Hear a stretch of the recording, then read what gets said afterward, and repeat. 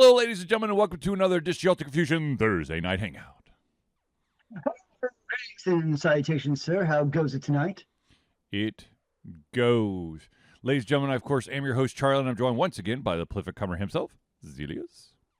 Greetings, sir. Greetings. It is good to see you once again, alive and well. Indeed, indeed. Ladies and gentlemen, this, of course, is the Thursday Night Hangout. It's our live show where we try our best to cover the topics most important to you during the show. At any point during the show, you can add your thoughts, opinions, comments, questions, subjects, whatever, into the chat, be it on Facebook, YouTube, or Twitch. And we will try to add it to this show. If we do, unfortunately, run out of time, we will add it to the very next show. So there's always another show, sir. Absolutely. So without further ado, let's jump into tonight's show. First topic we got to talk about, and this is, of course, I think this is just maybe just for me, but a gentleman by the name of Gary Wolf has finally regained the rights to his IP that was part of a very famous movie back in the, I don't remember exactly when the movie came out, to be honest with you. But it's been a minute. How about that? Really, Gary Wolf was the mastermind behind a classic movie that incorporated both animation and live action, and that, of course, was Roger Rabbit. Now, to get that movie made, there was a split ownership. Amblin and Disney kind of owned both parts because you had like Looney Tunes, Merry Melody characters, as well as Disney characters in there. So the ownership was all over the place. But through sheer determination, Gary K. Wolf has regained he's regained Roger Rabbit and the characters that he created for that movie. Now, that is a movie I have not seen in a long time. I'm going to be honest. Yeah. I know I saw it back in the day, but it's been many, many days. Oh, shoot. I screwed up Zealeus here. I forgot which. Hold on. Zealeus is hiding behind a Google sign now. Are you breaking me? That kind of hurts my feelings. I'm trying not to. Mm-hmm. I'm also trying to do this because of the way that the split screen is. There we go. Haha. The damage has already been done. My soul's already been crushed. I'm sorry, Zealeus. I was just trying to Google when exactly Roger Rabbit came out. And I could only imagine that you could put like a new thing over my head every week. See if I notice. 1988. I get a special banner depending on the week. Yeah. 1988 is when Roger Rabbit came out. Or Who Framed Roger Rabbit, I should say. Wow, that long ago? Yep. Now, because he's regained ownership, he is already planning to create a movie, a standalone live-action movie for Jessica Rabbit. Oh. Because she was animated in the show, right? Yes, she was animated. You know who I immediately think of as her? Jessica Chastain. Yes. Actually, I've seen quite a few. I've seen quite a few AI masterpieces that have different redheaded actresses as Jessica Rabbit. But the whole point is they're not AI. Huh? Like, that's the point of being live action is they're no longer AI, right? I know, yeah. I mean, that's kind of why. But, yeah. We'll see. Apparently, and this is what I didn't know, is that there's a bunch of Roger Rabbit novels. That is news to me, sir. So, yeah, I only thought that Roger Rabbit was, like, Who Framed Roger Rabbit was just a creative new idea that someone came up with for a movie, but apparently there is books. There's Roger Rabbit books. Are they like the crime first books? one, more crimes. The first one is called Who Censored Roger Rabbit. So apparently there's a lot of who did something to Roger Rabbit. Okay, fair enough. But yeah, it's be interested to see what he can do with his IP now he has it back. Excuse me, I'm dying of coughing. Careful, Zealeus, don't die. I mean, that coughing, man, it's kind of important. Got to get the stuff out of your system sometimes. You know what I mean? Right. I do wonder how they're going to, like, I understand the Jessica Rabbit movie is going to be probably just like the origin story of Jessica Rabbit. But at the same time, what made Who Framed Roger Rabbit so cool was all the characters from all the different animated studios appearing.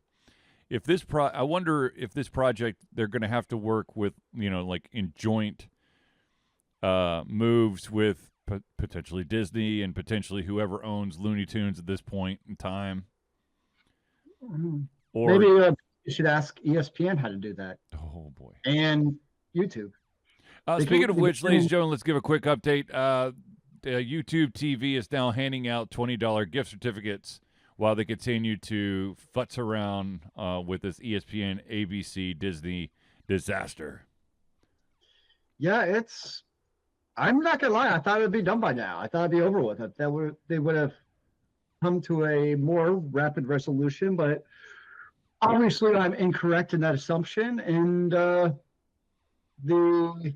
finger pointing and pissing match continues. Yes. And the crazy thing is, I think that both sides are waiting for the other side to blink. YouTube TV is going, look at how much money you're losing because you won't work a deal with us. And Disney, in turn, goes, look how many subscribers you're losing because you won't work a deal with us. Yeah, the thing is, both companies have so much money that they're making outside of the streaming. Yeah. That, like, do they need to, like when you're satellite TV, for instance, like that was your only way of making money. Right. So you kind of had to capitulate at some point because you just had to get the services going. Yep. But like both these companies could indefinitely lose money off of this, and probably it's a rounding error on their entire like spreadsheet of monies. Yes. So it's kind of like whatever. Yeah, exactly. So I do appreciate. Do you ever watch the SEC shorts or like those two? And like the last couple of weeks, they've all been poking fun at ESPN and Disney, and it's kind of entertaining. I enjoy those SEC shorts. Yeah, I enjoy when they make the meta digs. Like like last week, they were pretty hard at Disney. Yeah, that was good. Yeah. Okay.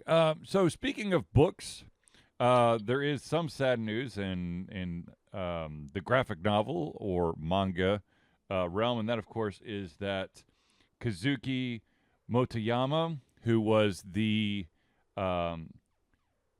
Super Mario manga creator, has passed away at the age of 69. They don't have at this time, I don't think there's an exact date of when he died. I believe it was his sister. Yeah, his sister, who went on to social media recently and made mention of his passing. Well, sad day. Drink for him. I wonder, like, yeah, he's been doing it for like over 20 years. That's a pretty good run. Yeah. He illustrated Mario and the rest of the Super Mario Brothers family for official game strategy guides and the Super Mario manga from 1988 to 1988 to 1998. So for 10 years, anytime that you saw any Mario art, that was him. Nice. Yeah. So sad day. Indeed.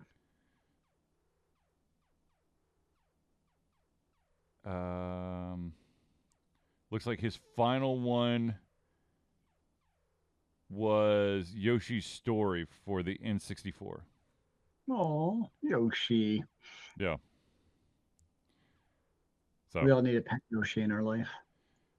Speaking of Yoshi, there's supposed to be a big announcement about Yoshi's inclusion into the next Super Mario movie, which of course is going to be a Super Mario Galaxy movie, which of course is going to have more of our lovable star guys, as well as Princess Rosalina, who is being voiced by Brie Larson. Okay. Very exciting. Yes. If you're into I still need to see the first Mario movie, to be honest. I've heard it's good. It is good, and I will fully admit that when I first found out that Chris Pratt was going to be the voice of Mario, and he was good. I'm going to give it my own spin. I kind of was like, oh, I don't know, but of course, as I've got two kids, they're like, Dad, we got to watch the Super Mario Brother movie, and I'm like, all right, fine. That and I didn't know how I was going to feel about Seth Rogen as Donkey Kong, because Seth Rogen sounds like Seth Rogen. He does not, when he voice acts, it's Seth Rogen. There's no spin at all. There's no change in delivery. But anyway, it was good. So you're saying he's a real life Bowser is what I'm hearing. He's not a real life Bowser. I mean, if you didn't have to change anything, then maybe it means he's Bowser in real life. That's what I'm saying. You have to change anything because he's just a naturally born Bowser. He's not Bowser. He's Donkey Kong. Or Donkey Kong, sorry. And no, that's to be honest with you, I did not. When I think Donkey Kong, I did not think Seth Rogen. But it worked. So I guess it's the beauty of animation is, you can kind of do things a little bit interesting. Yes. Okay. Moving on to the next story. Let's talk about an animated series that has a lot of, I believe it's British parents disgusted, and they don't understand how this series got an additional season on Amazon Prime. And what I'm talking about is the highly popular Has Been Hotel. First of all, ladies and gentlemen, let's start from the top here. There's this wonderful thing called a rating system. It starts for TV. I think it's like TVG. G rated for. I think that's right. Let's see, TV rating system. It starts at TVY to Y7 to G to PG to 14 to TVMA. It's just like movies, ladies and gentlemen. You know that G, PG, PG-13, R, and NC-17. So there's this fun fact that not all animated shows are kid-friendly. Are you sure about that? Yes. I've got a binder full of anime. Well, I actually have two binders full of anime, and there are several animes in there that I still won't let my children even get close to. And there's a couple anime that I won't even get close to because of how far out there it is. Do you have some that are like hidden and can like not be found? No, I haven't hidden them, but I know if I'm going through my CD book, I can immediately go, oh yeah, never this again. And the one that tops the list is an anime called Apocalypse Zero. And if you are like a glutton for punishment, or you're looking for something really messed up, sure, give it a spin. You're gonna be really pissed when the focus is not on the main character, which would have made for a cool anime. It's set on the really raunchy enemies that's just way over the top. I was also thinking Ninja Scroll. The TV not the TV show, but the actual movie. Yes, that one too.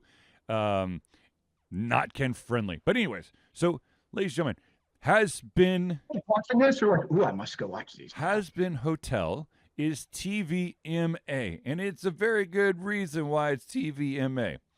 Other fun fact: if it's a new show, as parents, you may want to actually sit down and watch an episode to see if it is relevant or appropriate for your children.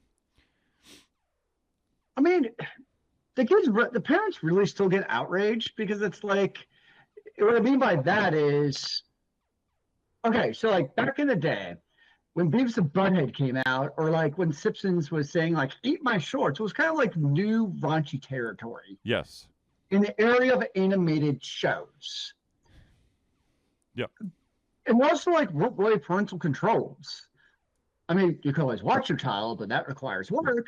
But there weren't like those type of controls. Whereas nowadays, it's like, I don't know. Maybe I'm living in a naive bubble, but why would a parent actually be upset that there's a TV animated show? Like, doesn't make any sense to me. Like, I don't know. Maybe I'm thinking too logically about this. That the parent should be angry because it's a show and like there's going to be TV MA shows. Right. So why are they upset? Because that's just the way the world is. So this anime is or animated show, you know, because I know some people get hurt in their shorts when it's not Japanese. We're here on the show about the difference. We don't. Anyways, it's an animated show on Amazon Prime that's actually a musical. I think it's a musical cartoon, which there are depictions. Okay, the whole show takes place in hell, okay? There's depictions of violence, social issues, sexuality. I mean, one of the main characters is a porn star and is a very horny porn star. Yeah. So they upset at all shows that have horny people and people dying and cursing, or is it just this one in particular? I think the thing is that the parents probably did not do research. Here's another thing. I know that we are busy as hell in this crazy age that we live in, but if you actually do a little bit of research about what your kids are watching or what you're playing, which I will say this again, Roblox has yet another lawsuit about child or predator behavior. So for the love of all that's holy, do not let your kids play Roblox. Unless you are watching them play, which, of course, let's be honest, the vast majority of parents out there are just going to sit their kids in front of the TV or their computer and let them have at it in what they think is a kid-friendly environment. Roblox is not. As much as they want to try to save image, it's the amount of lawsuits and all crazy stories that keep coming out show that it's not. So I'm hearing is these parents should be actually upset at themselves more than anything else. Yes. For neglecting your duty as keeping an eye on what your children are into watching. Now that I can get behind. Now that being said, look, Has-Been's Hotel looks cutesy. It's got a lot of color to it. It looks kid friendly from the outside, but looks can be deceiving, which is why you do your research. Okay. Basically, the parents, a lot of parents are trying to band together to get rid of, in their words, the absolutely disgusting and blasphemous cartoon. They wanted banned because of the sex, violence, and profanity that they've never that of the likes they've never seen before. Yes, there is a lot of cursing. Hell, there is the first song that seems, it's very colorful and it's very it's basically the lead character's name is Charlie, and she is the princess of hell, and she's singing about a way to like redeem all these souls in hell and have them go up to heaven. But while she's doing it, you got people doing like mass murders and all kinds of crazy shit around her. And then there's another episode where it's a bunch of cannibals. So Nice. just, oh my God, just educate yourself. I hope they never like seen a Samuel L. Jackson or Quentin Tarantino movie. But people will be like, "Oh, Samuel L. Jackson, I know that's not appropriate for kids." So what I'm hearing is he should have been the spokesperson for Has-Been's Hotel. Yes. Maybe Samuel L. Jackson needs to like do a PSA and go, "All right, you stupid MFers. Let me give you just a short list of shows that parents are complaining about because it's got inappropriate stuff. And let me tell you, the shows you're complaining about are the ones that were built for you, not your children." Samuel L. Jackson's fault for not stepping up to the plate and doing this on his own for the benefit of all the other parents out there. I think there was actually a comedy PSA where everyone was playing Samuel L. Jackson for The Way the World Was. Nice. Anyways, so moral of the story is do your homework, parents. Has-Been Hotel is a fun animated adventure for those who are not opposed to a very musical, music-centric version of hell. Yeah, I need to watch it. I've heard it's good. It is good. And they did a spin-off, and I can't remember what I think it's Hella Boys, where it's basically a bunch of demons that are called up from hell to go kind of like a hitman type of situation. So kind of like Soldier Boys. So just, anyways, yeah. Parents, do your freaking homework. So it's like K-pop Demon Hunters, but not kid-friendly. Yeah. Okay. I could appreciate that. Now let's talk about some sad news. I don't like sad news. So one of my favorite pastimes is collecting certain things, and in the past couple of years, or maybe 10 years, I've been collecting a specific type of thing, and that, of course, is Funko Pops. Well, it turns out that Funko Pop is $241 million in debt. That's impressive. Which is just a bit. And it's more money than I. There's a substantial doubt that the company's ability to continue as is for the next 12 months is in question. Oh no. I wonder if that would make the collectors of Funko Pops worth more or less. Though the stopping of production potentially would increase the rarity and scarcity. Well, the scarcity. But what about the demand? Because there has to be demand for the scarcity to matter. So that's the other question. True. Because you do go to conventions and there's shelves, walls full of Funko Pops. Yeah. So there's obviously still demand for Funko Pops. Yep. Because you see them. But if they're no longer present and they're now out of the, the mind psyche of really the geeks for the most part, are people going to care about buying them anymore? Kind of like what happened with Beanie Babies, right? It's gonna become a convention only type of swap meet. I could. Yeah, I don't know. Maybe I'll just find a convention and see how much I could sell some of my Funko Pops for, or I just forget that they exist for another 10, 15 years and then sell them because then they're retro. Right. Because as we all know, popularity of things eventually comes back around for some crazy ass reason. You can thank Stranger Things for half that. Yes, this is true. This is very true. Although, with how long it's been between seasons on Stranger Things, Funko Pops might be present in them by now. Who knows? That's true. In the most recent season. Or I guess the new season coming up, I should say. Yeah.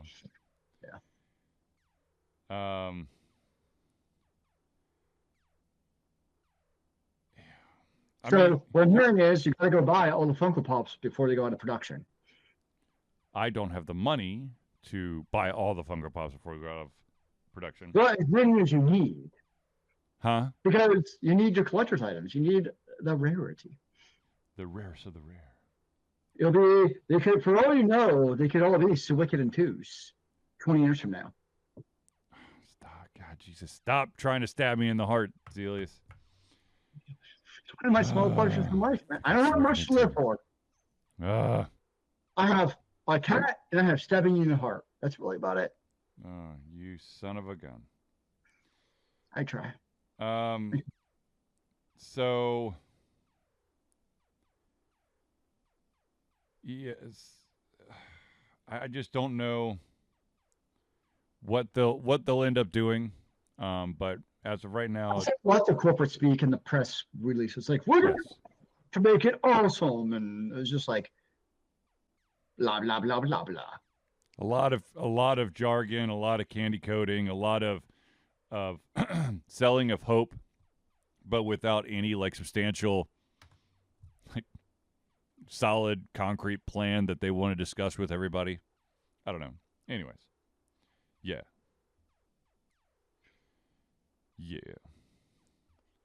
All right, let's talk about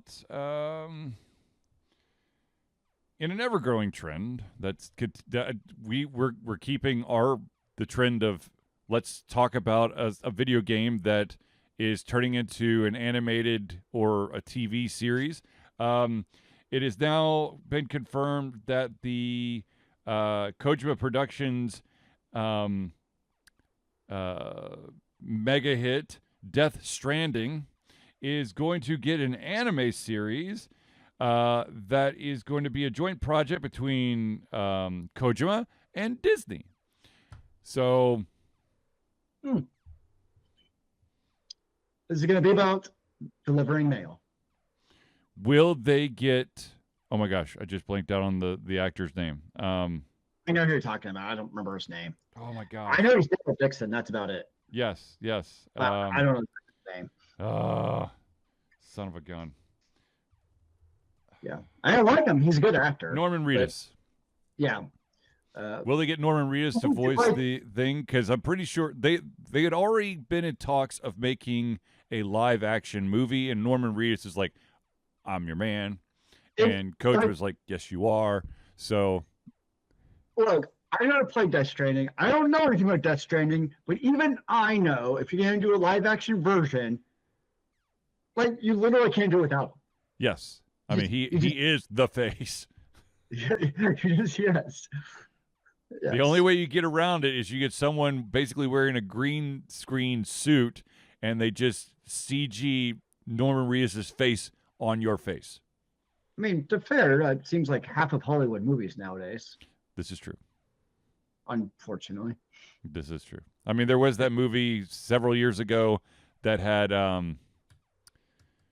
oh my gosh, Joseph Gordon-Levitt, but they basically used CGI to make him look like a younger Bruce Willis. Or basically Avatar. Oh, that too. But at least that one was like an explainable of they're jumping into something else's body. It is not just blatant. Yeah, you're right. I'm putting someone else's face on your face. Yeah, I agree. I will take your face off. But yes, there's going to be a new Death Stranding anime to stream on Disney Plus. It will be starting in exclusively streaming on Disney Plus starting 2027. Okay. Other than that, they are not giving any other additional information about it. Just that the project is happening. These years just feel. I know they are further away because that's the definition of the future. Mm-hmm. But like we're saying 2027, I'm like, that's so far in the future. And then you think about it though, and you're like, that's like just over a year and 2 months away. Like 2021 was just like 6 months ago, bro. Yeah, of course, absolutely. Actually, I blame COVID. I think that my concept of time is completely foobarred because of COVID. Like, When I got my invitation for my 10-year anniversary for working at where I work at, I was like, it can't be 10 years. And I'm like, oh, the COVID years. Yup. I have been working there for 10 years. It's a real thing. There's like pre-COVID and post-COVID. Yes. Is 100% a real thing. Yes. Like, that's how my life is demarcated. Yeah. Yeah. And I think that's not uncommon at all to just kind of have that separation of the two, because the world changed. In so many ways. Mm-hmm. And continues. Yes. Sometimes for the worse. And sometimes on rare occasions, it is getting a little better. Damn it. Come on, reminisce about the good shit. Please. Use that time, I can buy Funko Pops. New off the shelf. I didn't have to use... Yeah, well, anyways. Okay.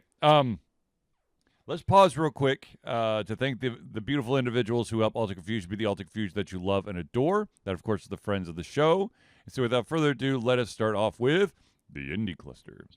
The Indie Cluster is an organization of independent game developers that want to gain exposure by being involved in the community. They collectively journey to popular conferences as a traveling booth to help gain attention for their games. They make partnerships in local communities to bring games to the mainstream mindset. They highlight local, unusual, and rare concepts to challenge the paradigm of the common. They also host events to teach kids and minority groups about game development to hopefully one day enter the industry themselves. For more information, go to indiecluster.com. The next shout out we got to give is to the AV master himself. That, of course, is Noodle Boy Media. Founded in 2015 by Andrew Tran, Noodle Boy Media, previously White Kid 47 Media, is your choice for professional photo shoots and panel recordings at conventions. They pride themselves in providing a high level of professionalism, top-notch experiences, and quality services. If you want more information and to view their full list of services, check out facebook.com/noodleboymedia. The next shout out we got to give is to an individual who's actually at my house earlier today, and he helped get some of those extra aches and pains out of my very tired basketball body, and that, of course, is Hero Chiropractic. You should just bring him to a basketball game, and like in between plays, they can help your team out and be like, "All right, let's get this going, guys." I think that you'd be basically just canceling out any good things he was doing for you. Anyways, Hero Chiropractic's unique healthcare practice set up by Ryan Moore. The company's focus to elevate a patient's experience of freedom, creative expression, and joy. They believe that everyone can be a hero and has incredible heroic potential inside themselves waiting to be unleashed. Hero Chiropractic focuses on mobile chiropractic care in the greater Atlanta area. They are committed to healing clients by creating a plan of action uniquely suited for each person. They make that plan of action as convenient and affordable as possible, and most importantly, suited to your individual needs. For more information, go to herochiropractic.com. The next shout out we got to give is to the music maestro himself, and that, of course, is CrossPad Creative. Need a new logo or want to work on a full branding and content strategy? Or maybe you need music or audio for your content, just like Alter Confusion. CrossPad Creative offers a whole host of solutions for individuals and small businesses. Just email Josh at crosspadcreative@gmail.com and see what he can do for you. And the final shout out we got to give is to the person who was the original backer on Patreon for Alter Confusion. That, of course, is Agile Axiom. By day, Axe leads both the development team and system administration team working with satellites at NASA's Goddard campus. But while not in meetings and many times during, he is the Agile evangelist, Agile Axe, championing the philosophy of Agile and trying to make the world a better place for software developers, testers, system admins, and software projects the world over. Decades of experience in software development and leading Agile teams are brought to bear against evil processes, inefficient work, and bad habits. For more information, go to agileaxiom.com. Now, before we jump into the rest of the stuff, I do want to point out that I did something absolutely ridiculously stupid. I have my cheat sheet with all of the stuff for friends of the show, and it has been leaning against my salt lamp, and now half of the paper is like salt encrusted. So it's, yeah. If you need like to offset the potassium, you could just lick it a little. I don't know. No, thank you. I'm not going to lick the paper. Maybe that's what the salt lamp is meant for. Maybe you've unlocked the true potential of salt lamps. It's supposed to protect you from the bad juju, dang it. We need salt to just lick it. Ugh, wow. No, thank you. I'll just grab some salted peanuts. Thank you very much. That seems like a much more boring decision. Anyway. Rational, but boring. Yes, I guess. Anyways, ladies and gentlemen, I know that you are dying to know how do you become a friend of the show. Well, it's quite simple.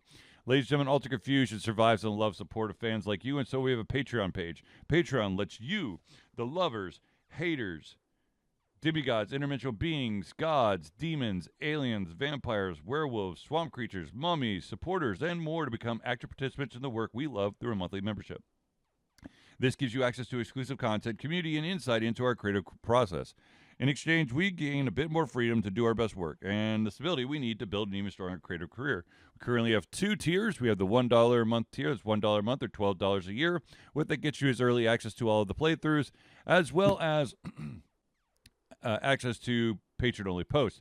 Now, if you're feeling extra frisky and you want your name in your name highlighted on any of the Thursday night hangouts, you could go up to the $5 a month tier. That's $5 a month or $60 a year. What they'll get you is your name or organization added to every single Friends of the Show section of Alter Confusion Thursday night hangouts, as well as everything at the $1 tier. So, without further ado, if you want to become a patron of Alter Confusion, go to Patreon. That's patreon.com/altered confusion. And Zealeus, I believe you're at the $1 tier, my friend. I am, actually. This is true. That is why your name is not up in lights. Great, man.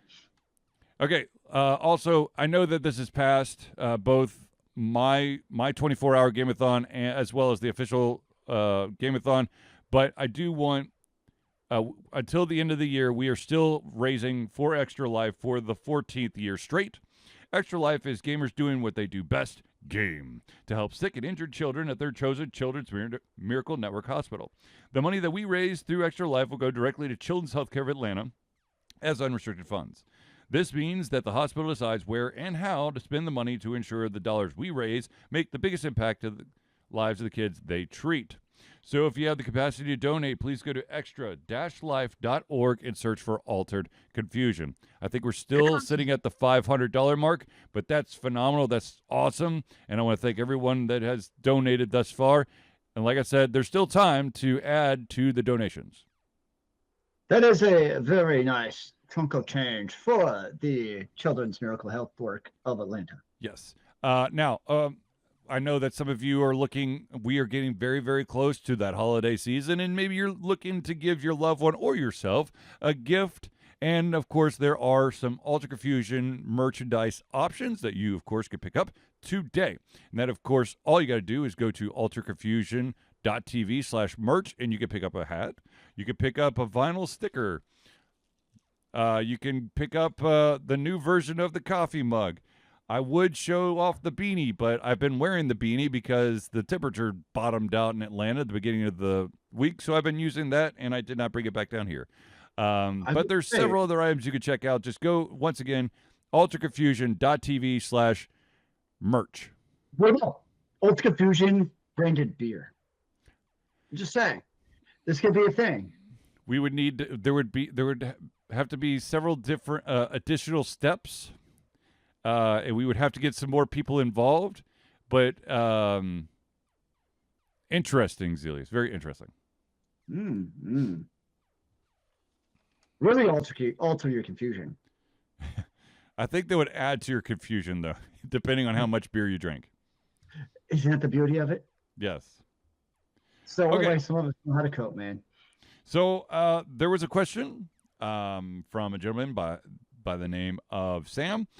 And his question for us, not Sam Grizzle, but a different Sam. His question was, do you think that okay, first of all, let me preface this. This is all about video game awards, okay? So like best game of the year, best graphics, best whatever. His question is, do you think that video games, like new video games that are actually sequels or just additions into an already established franchise, do you think that because they aren't really new, that they have a less likely chance of winning the video game of the year award? No, I think it's actually like, well, it depends. So like if it's like the first or second, it's kind of like sports, Right. where like you have the momentum of you're the best. Yeah. But then when you have like the sixth one out, Yeah. then it's like voter fatigue, and it's like, okay, we need something new today. But I want to rant about something for a moment though. Okay. We're talking about awards. Yep. The Emmys give out, I didn't know this, but they give out awards for the best. Actually, I probably didn't know this, I just forgot. But they give out awards for the best video game soundtrack of the year. Uh-huh. Somehow, some way, of all the games to get snubbed, not from winning it, I don't care who wins it, but even like a nomination was Clear Expedition 33. Uh-huh. The fact that we're not even nominated for best like audio soundtrack of the year. Yes. That's a terrible decision. It just, yeah, it's. I would be very curious to see what the rationale was behind it not being as a nominee. I'm going to go with it's not a big publisher who sends out thank you cards and benefits on the side to the Emmys, so it doesn't get nominated. Well, I mean, like, I'm dead serious. No, and I franchise actually, in a way, it actually goes back to the original question. Yeah. Because it's not a known entity by a known publisher, because it's the publisher's first game ever. And so there absolutely is politicking when it comes into winning awards. Yes, that's true. So I think that's 100% why is, it does, being an established franchise, maybe established publisher helps probably more to be able to put your weight behind it. If this was if Clear Expedition put all Ubisoft? Ubisoft, Blizzard, like EA, any of those, it would have won the damn award. Sure. I have no doubt. But because it's an indie French publisher, it got left out. So kind of going back to Sam's original question, kind of coming full circle. Mm-hmm. No, I don't. If you get to the sixth one, it can maybe, but even then, think about GTA 6, right? Yep. When it comes out eventually, 2026, 2027, 2028, who actually knows? Right. Like, if I were a betting person, which I'm not, I would actually put money on it now to be game of the year when it comes out. Mm-hmm. Because, to the point of the question, it is the sixth version of the game. But to be fair, GTA is also a very popular, well-done franchise for those type of players who like it. And the amount of money that goes into marketing that type of game it's already in everyone's face. Exactly. So, no, I don't think actually being a sequel hurts at all. The more I think about it, the sequel does not hurt a game winning Game of the Year award. I think where it does hurt is when, and maybe this is more for the gamers than awards, is when you do a Dead Space type of situation, you decide to be nothing like the OG that actually made it a good game. Right. So, yeah, I actually don't think, I think being, if anything, a sequel can help. Not as I do think about it more, if it's actually good. So, yeah, interesting question on that. Yeah. I agree with you for the most part. I think you're right. I think as long as there's some meat on the bones of the next in the franchise, as long as it doesn't feel like you literally just updated the ability to tackle or updated the 3 additional multiplayer maps. If there's some actual substance to the game, like, let's say that the next Assassin's Creed, whatever the hell it is, when it comes out, it just blows everyone away. Because, yes, Assassin's Creed, very established franchise, but every single time they take a different chunk of history. And if done right, it could be, a potential award-winning game. Or, a GTA 6. Different locale, different. To be honest with you, they are putting they've been putting money into making an actual story instead of just stealing cars and beating up hookers and running from the cops. Yeah. So I think it really depends on the game. But as Zealeus put, sometimes when it comes to independent games that don't get as much money for marketing, and unless it is like a huge splash right off the bat, it's probably going to be, even if it's an amazing game, it may not be able to gain enough momentum in time to win like the Game of the Year award. And then once the year goes into the next one, well, that game was published last year, so you can't nominate it. Ha ha ha. Yeah.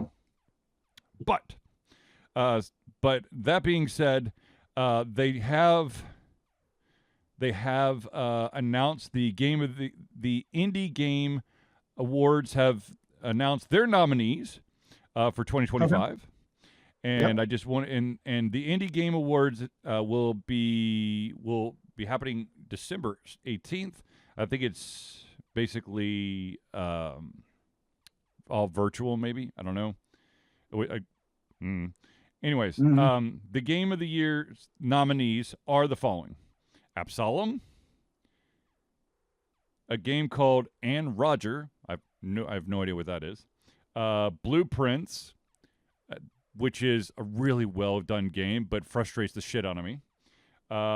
Citizen Sleeper 2, Starward Vector. That's more of like a virtual novel type of game. It kind of, oh god, I'm going to really date myself. Reminds me of Zork, but with a couple more pretty pictures here and there. Clair Obscur Expedition 33. There's a game called Consume Me, which I've never seen that one. Hades 2, that's really, I would be more surprised if it was left off the list than it being nominated. For sure. Hollow Knight Silk Song, which I've heard is a phenomenal game, but also hard as balls, which is probably the only reason why I haven't bought the game, because I don't want to cry or break controllers. There is a game called Keep Driving. No idea. I'm assuming it's just a drive simulator with maybe some backstory. And then this last one, I'm going to butcher the name. I'm just going to be honest with you, so be on the lookout. But it's called Pipistrello and the Cursed Yo-Yo. I'm going to say Pipistrello. Pipistrello? Pipistrello and the Cursed Yo-Yo? So my guess, or my vote at least, would be Clair Expedition. Yes. I keep on calling it Clair Expedition, even though it's not the actual title. Right. I'm butchering it. But again, I'm surprised. For the Indie Awards, guess what's not on the music nomination list? Clair Expedition. Yeah. I want my money back. That's crazy. That's bonkers to me, to be honest. I don't get it. Maybe there's something with the music in the game we missed. Maybe because it's in-game music and not like a separate soundtrack. I don't know. They probably actually do have a separate soundtrack, and I'm just making things up now. I just really don't know. Yeah. But yeah, my vote for Game of the Year would still be Expedition 33. That's just me personally. I believe that, in all honesty, I think that I would put Expedition 33 at the top. Absalom's a fun game, but if I had to go between Absalom and Blueprints, I would go Blueprints. I have not played enough Hades 2. I need to actually play Hades 2, but my plan to really get into it went completely down in flames because I decided, you know what, I'm just locking into Star Wars Outlaw, which is not a bad game as long as it doesn't crash.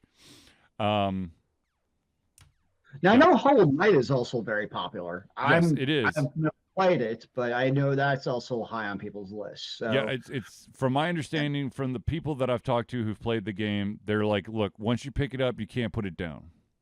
I've heard it's really hard, which is probably why I haven't played it. That's the other thing. And for me, that's kind of, I'm not saying it's a no-go from me, but I've got to be in a very particular mindset to take on a game that's going to require me not screwing up. And it's a platformer, so being able to dodge attacks and attack and survive and somehow have enough health to continue throughout the entire game. You must dodge things. Because the original Hollow Knight, I got stuck because I just couldn't beat one of the bosses. I tried very, very hard. It's kind of the same logic behind Elden Rings.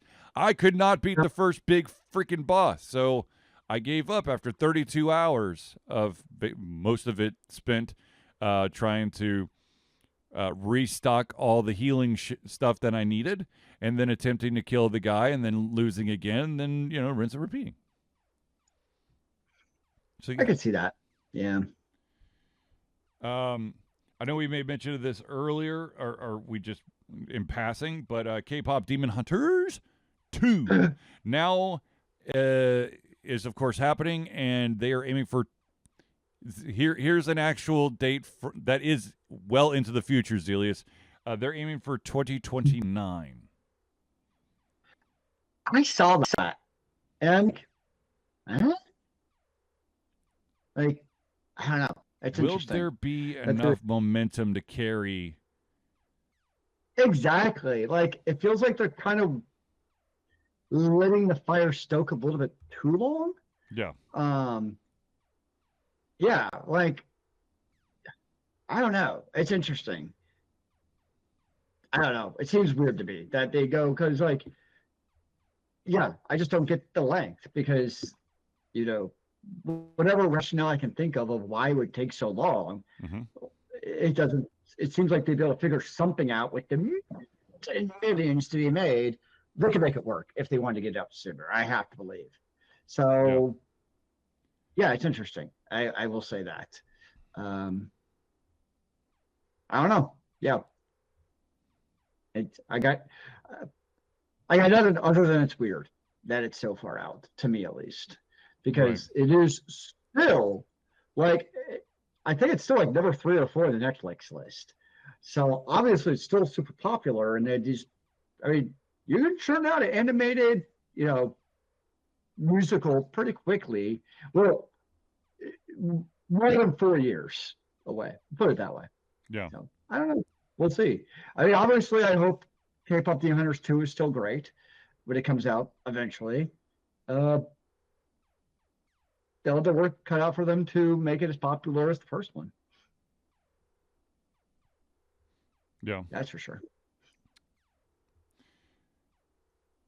All right. In other news, there is, I know that this has been something that's been batting around for a while. There is an official Horizon MMO that's finally been confirmed, announced, whatever, you had Horizon Zero Dawn, you had, oh my gosh, a bunch of different Horizons. Let's just put it that way.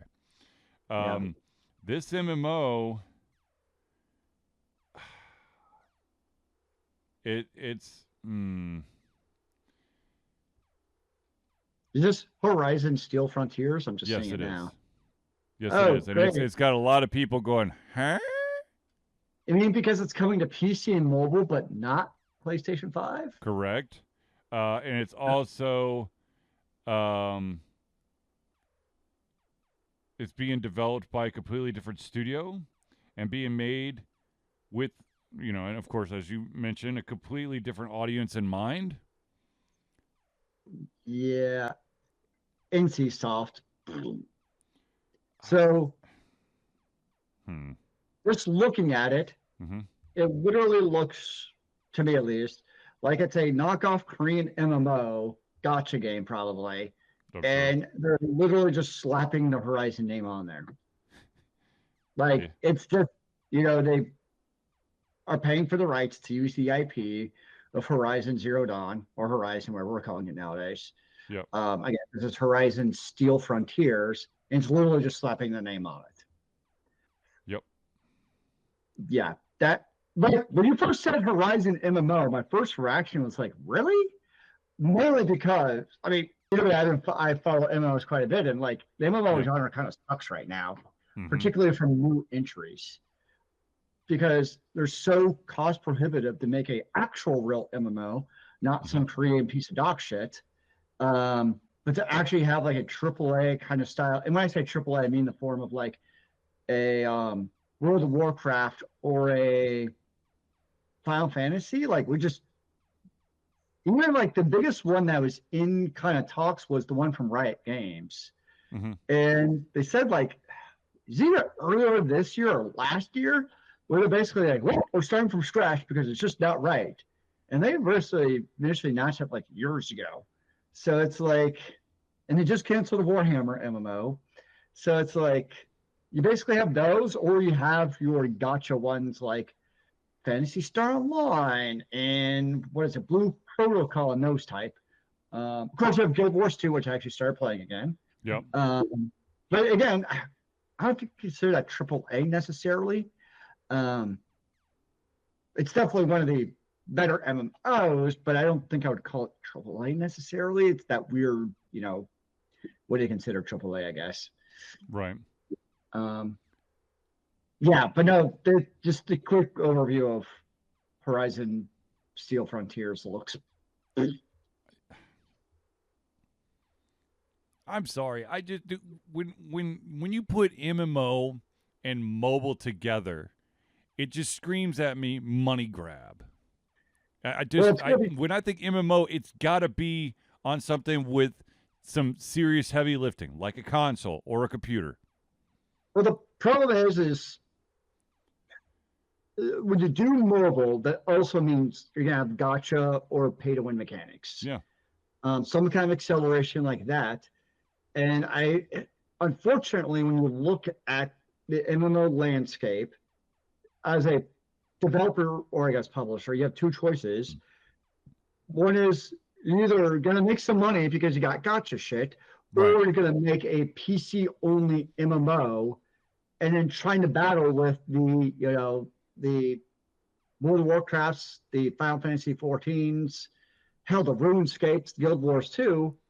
Like those are the ones that are still popular or have been successful. They're extremely entrenched in the ecosystem. Yeah. And that's one of the reasons you don't really you see a couple like I guess Pax Day is one. There's a couple out there that are trying, but like you just don't have established companies making MMOs. New ones, I should say. If they already have one, like a Square Enix or Blizzard, they're just going to continue to milk that gravy train. So I just there's another MMO that I kind of have like monkeyed around in a little bit. It's more of an action MMO called Warframe. And just out of curiosity, I just Googled what the estimated average daily players are, and it's 163,000. No, Warframe, from what I've seen, is still going strong. Yeah. I played Blue Protocol. I decided I'm going to give it give it my all for a couple of weeks in one of those gotcha MMOs just to see. Wow, do they love FOMO? Fear of missing out, where it's like you have to log in daily to do shit. And if you don't, the Momo is real. And it's like, oh my gosh, I have to log in and do my dailies, or else I can't keep pace with, because they also do like the servers, and they're all the servers, they're time gated on shit on locks. So if you fall behind, then you fall behind. Yeah, I got to the point where I'm like, okay, this is just, it was more stressful than anything else. So I stopped playing that and got the expansion for Guild Wars 2. Speaking of mobile, sign in every single day so you don't miss out. Can we just, for love of God, if I forget to sign in one day, can you just pause the day number for me? So if I'm like, I don't know, let's say that I'm actually into this game and I'm 38 days in, but then something happens. I don't want to start at day one rewards again because I missed a day. You freaking douchebags. Exactly what you mean. The login rewards. They've got to keep you logging in, bro. Of course, there's also the gotcha option of, well, you could buy these like safety cubes or something that will save your progress. Oh, geez. Yeah. So if you do accidentally forget to log in or have some phone troubles, will use up your safety cubes and hold it for you, but it's going to cost you. Yeah. That's why with MMOs, I actually always preferred. That's why I play Final Fantasy 14. Is like I actually prefer monthly sub MMOs for that reason. Yeah. Again, Guild Wars 2, it's kind of in between because you have paid expansions. Yeah. So it is that weird in between. I would definitely say is free to play. It is free to play. Mm-hmm. But if you're gonna play, you gotta pay. I mean, that's just kind of the way it is. Right. Especially if you want like backpack space and inventory. PO Path of Exile has always kind of been the same way. It's free to play, but is it? Right. Right. But yeah. I'm gonna be honest with you. I'm gonna I say you can always play them on one of the new Steam devices coming out. Oh, Jesus. No. I have a computer that has Steam on it, guys. But does it have Steam OS? I think I'll be okay. Okay.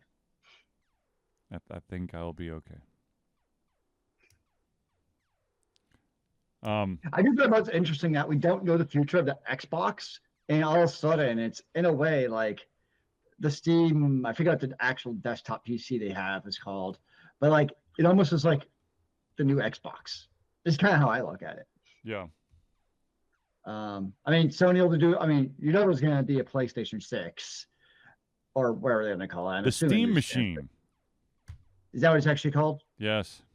Okay. What was it that somebody said it shouldn't be? The Steam engine is what they should have called it. Yeah. It looks like the computer that we brought to conventions. There you go. Yeah, I'll be curious to see with the Steam engine. I mean, it's like Gabe said, like this is all the lessons they've learned from the original Steam machine. And honestly, the Steam Deck. You know, the Steam Deck has been very successful. The big thing I've read about is it's actually the VR goggles are the huge hit because they have like wireless shit now, and they basically make all of their VR goggles obsolete. So that might actually be the big. I know VR, the gimmick, etc. But as far as being something actually useful, it might actually be from the announcements is their new VR goggles. So, do you know what they're predicting for the price point? 600. 800 to 900 for the base model, and $1,000 to $1,100 for the next tier. I mean, so it's tricky because on one hand, no doubt that's not cheap because you can basically get a PlayStation 5 for half the price. Yep. But the issue is right now, if you look at the price of PC components, they're bloody expensive right now. Oh yeah. And so I'd be kind of curious to see like its potential where like from a cost benefit analysis, it might actually be worth it to get comparable parts and build your own PC. Right. So that's be very curious to see how that actually equates to the price of, you know, GPUs are expensive. They're not getting cheaper. Yep. RAM is skyrocketed. Yep. So with all that, if it is that much, it's still going to be hard not to recommend somebody just gets PlayStation 5, to be honest. Because from what I've seen, the PS5 is actually still more powerful than what is projected for the Steam machine, which means the PS5 Pro is actually even more and more powerful. Right. So, yeah.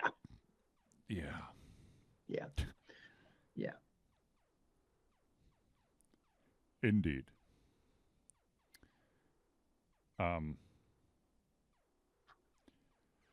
Anywho,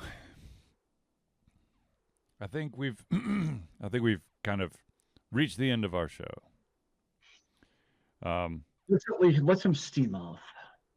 I plan to like go to bed immediately. My body is exhausted. Oh boy. 6 games in 3 days is apparently the magic number to cause Charlie to go to bed early. So sounds like 6 too many to me. And I was supposed to play a game tonight at 8, and I had 2 other people ask me to sub for them. So I'm like, no. No. Our body need to be able to still function and do stuff. Yes. I need to be able to. I know I work from home, but my office is down a flight of stairs, and I think that I would have been testing fate. Where do you get a fireman's pole installed? Where the hell would I put a fireman's pole? He's the big idea guy. I don't actually have the details. I'm the idea guy, okay? I'm not the functional guy, okay? I don't actually. Anyways, all right. So, ladies and gentlemen, I want to thank everyone for tuning in to the Ultra Confusion Thursday Night Hangout. For myself, Charlie, and Zealeus, been a pleasure getting ready to come our heads, our mouths, and of course, our hearts. We'll be back next Thursday for another Ultra Confusion Thursday Night Hangout. Remember, kids, keep on gaming in the free world. Amen to that, brother.